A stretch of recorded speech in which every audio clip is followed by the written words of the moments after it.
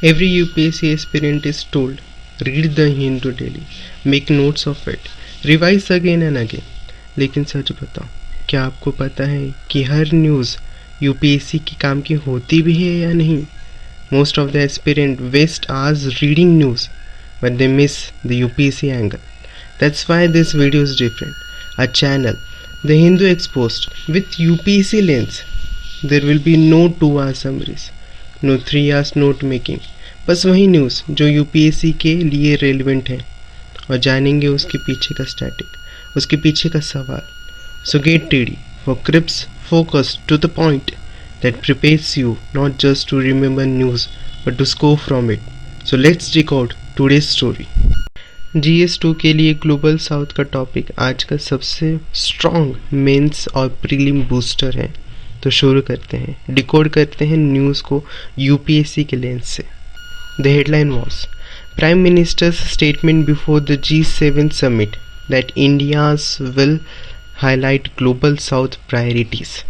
Now listen carefully, ये सिर्फ एक डिप्लोमेटिक स्टेटमेंट नहीं है, ये GS2, IR, इवन प्रीलिम्स के लिए एक गोल्ड माइन बन सकता है. So let's understand. पहला, क्या है ग्लोबल साउथ और इसके पीछे इसका जियोपॉलिटिक्स और GS2, IR पे क्या इम्प्लीकेशंस हैं हम देखेंगे. सबसे पहले कि यूपीएससी के पर्सपेक्टिव से इसका क्या है इंटरप्रिटेशन, इसके पीछे के GS स्टैटिक्स और प्रीवियस ईयर क्वेश्चन रेलेवेंस कि क्या पूछा गया था, और उसके बाद हम आखिर में देखेंगे the fresh potential main and prelim questions. So let's begin. PM Modi ने कहा है कि अपकमिंग G7 समिट में वो ग्लोबल साउथ के प्रायोरिटीज़ को हाईलाइट करेंगे. इंडिया ने पिछले कुछ सालों में खुद को ग्लोबल साउथ का वॉइस बनाने की कोशिश की है, be it climate talks, vaccine equity या फिर मल्टीलैटरल रिफॉर्म. इस बार G7 समिट में इंडिया इंक्लूसिव ग्रोथ, जी हाँ, इंक्लूसिव ग्रोथ का मुद्दा उठाएगा और साथ ही साथ क्लाइमेट जस्टिस और ग्लोबल गवर्नेंस रिफॉर्म इस मुद्दे को भी उठाएगा. From UPSC lens, why does this news matters, ये एक्चुअली मैटर ही क्यों करता है. See, UPSC is not interested in just what happened, उसको कोई दिलचस्पी नहीं है. It wants to know why it matters, क्यों मैटर करता है. यूपीएससी के लिए इसका इम्पॉर्टेंट एंगल है. पहला है कि इंडियाज़ फॉरेन पॉलिसी डायरेक्शन, और दूसरा है कि global south versus global north divide, और तीसरा और अहम है role of G7 and G20 in world governance. जी हाँ, G20 भी महत्वपूर्ण मुद्दा है. G7 के बारे में हम बात कर रहे हैं, पर G20 भी मुद्दा है. सो देखेंगे, think like why is India doing this, why it matters और मीन्स जियोपॉलिटिकली. आज की दुनिया रैपिडली मल्टीपोलर हो रही है और इस बीच इंडिया का नाम ग्लोबल साउथ का वॉइस बन के उभर रहा है. But the real question is, how does this reflect in your UPSC GS2 answer sheet. GS2 paper में इंडिया एंड इट्स बायलैटरल या फिर मल्टीलैटरल ग्रुपिंग एक कोर थीम है. ये न्यूज़ का स्टेटमेंट उसी से डायरेक्ट लिंक्ड है. Now let's delve into the static part you must know. First, let's know what is Global South. Originally it meant countries of Africa, Latin America, Asia, and mostly post-colonial or underdeveloped countries. They are those countries who want equitable reforms in global financial and political institutions.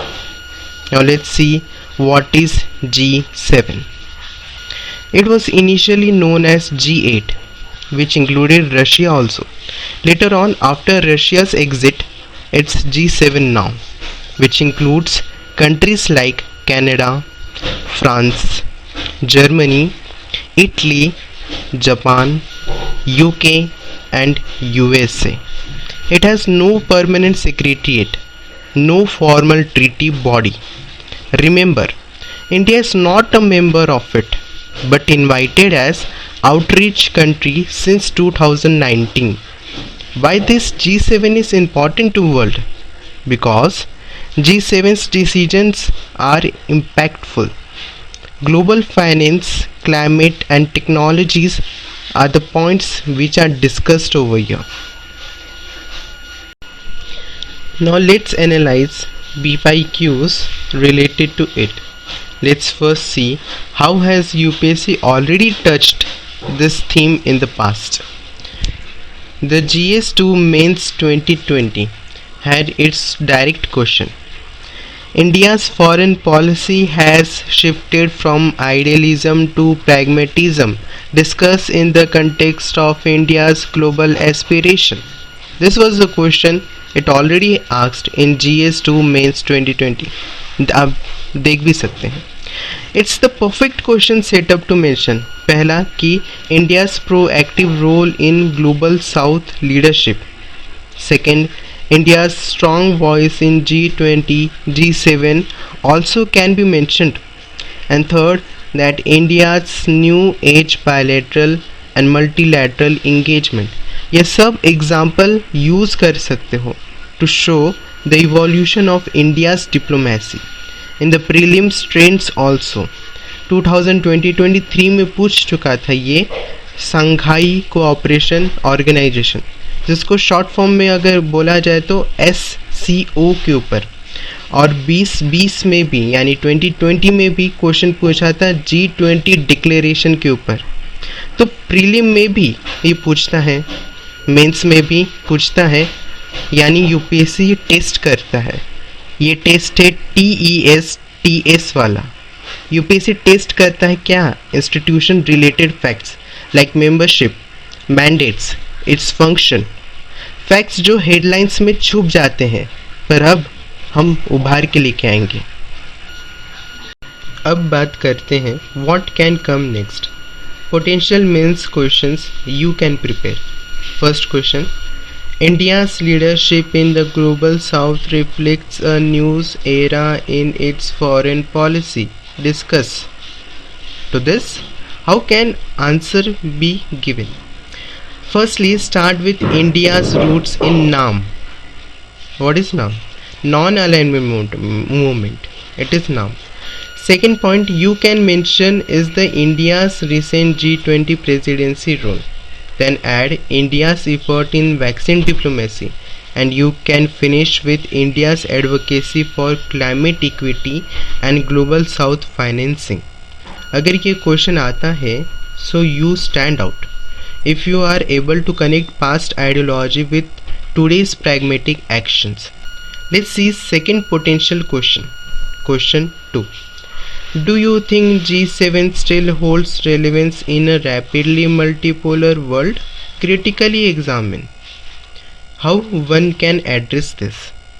You can highlight G7's elitism, over-representation of West. You can mention lack of global South voices, then compare with BRICS and G20, which are more inclusive. ये question reflective और comparative दोनों हैं, perfect for high quality answers with geopolitical depth. Now let's see how prelims might twist this news. Question is with reference to the global south, consider the following statement. First, it includes all countries of the southern hemisphere. Second, it advocates reform in global institutions like the IMF and WTO. Which of the following statement is correct? The correct answer is option B. Why statement 1 is wrong? Because Global South is not just based on geography. It's a political economic term and not literal meaning of South. Finally, what we understood from this news and all this analysis. 1. Global South is rising as a key diplomatic theme. Second, that both UPSC Mains and Prelim have already tested the related topics. So what as an aspirant do you need to do? Prepare institutions based facts and GS2 ideological versus pragmatic foreign policy approach. तो ये थे अभी के news, जो सिर्फ news नहीं UPSC gold mine है, लेकिन सिर्फ तब जब आप समझेंगे उनके स्टैटिक लिंकेजेस, उनके बैकग्राउंड कंसेप्ट्स और उनसे निकलते potential questions.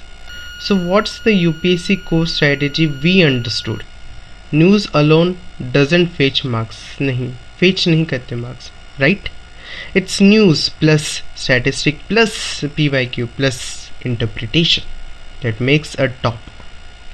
So don't just read news, UPSC के लेंस से एनालिसिस करो। मेरा मकसद सिंपल है, आपका टाइम बचाना और कंटेंट वैल्यू बढ़ाना। आगे भी इसी तरीके से एनालिसिस मिलेगा आपको एग्ज़ाम के लेंस से एंड नॉट जस्ट न्यूज़ के लेंस से। छोटा होगा पर ज़रूरी होगा। अगर आपको ये वीडियो पसंद आया हो, लाइक करना मत भूलना, सब्सक्राइब ज़रूर करें और कमेंट में बताएं किस एंगल पे और कंटेंट चाहिए। मिलते हैं अगले वीडियो में, तब तक के लिए stay focused. Best of luck for your UPSC journey.